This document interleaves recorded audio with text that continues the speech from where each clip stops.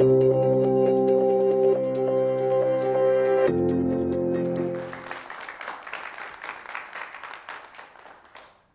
you ever been sitting around at a friend's house bored because you had already played all the video games he owned?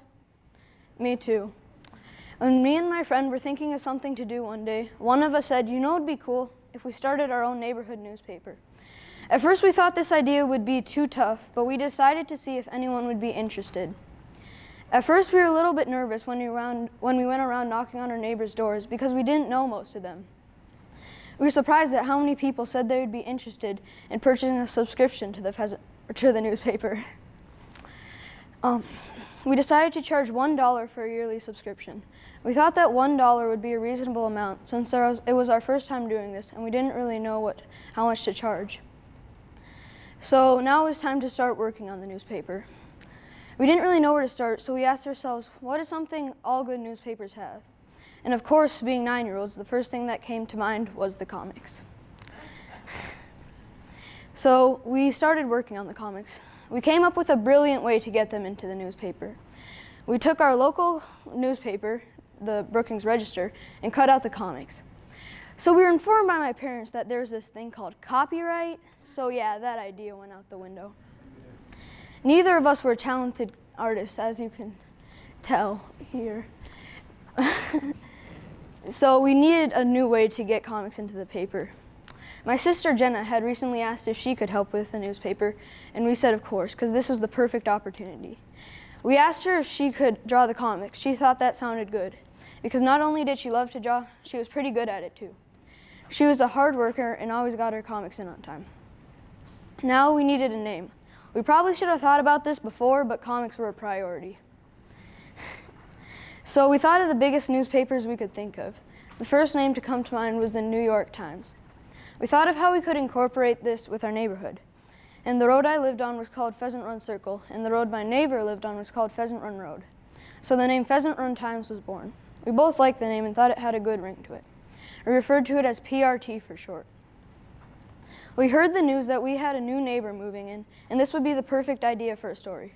So we went over and interviewed them. We asked them some basic questions like where they came from and what their names were.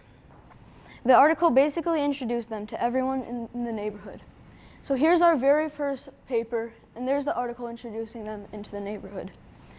It became a tradition to introduce new neighbors into the neighborhood through an article in the Pheasant Run Times. It made it really easy to get to know everybody, and wouldn't you know, we started having neighborhood parties twice a year. And here's us at one of those parties, all us kids on the steps. So now we decided we needed to deliver the papers. So we went up knocking on the doors, and if nobody answered, we would just put the paper down with a rock on top of it so it wouldn't blow away. When somebody did answer, usually a conversation would begin. We got to know our subscribers very well. They would talk to us about what they liked about the last article, or ideas to improve the Pheasant Run Times, or even how they shared the paper with relatives outside of the state. One day, we decided we needed to put ads into the newspaper because $1 wasn't quite enough to keep us going. So we put an article out asking if anyone would be willing to put an ad in.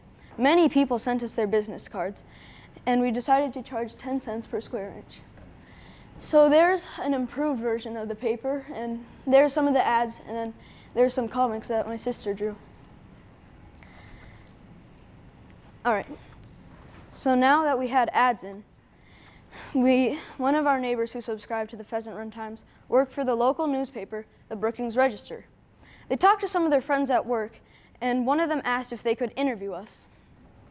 While they were interviewing us, we asked them if they could put something in the article asking if anyone would be willing to put an ad in our newspaper, because, you know, gotta self-promote. So when the article came out, we were very excited.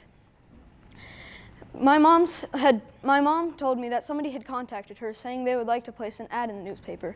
We thought it was pretty cool that somebody we didn't even know was acknowledging us as a real business. Not only was the paper building my community, but it was also building bridges to other communities. We decided to expand where we sold because many people said they'd be willing in purchasing a subscription. And here's us in the newspaper. And so many people were excited to receive their Pheasant Run times. I would get emails or texts telling me ideas for articles. And sometimes when I was out delivering in the rain or snow, people would reward us with tips. Many people began to realize that I was a reliable, responsible guy.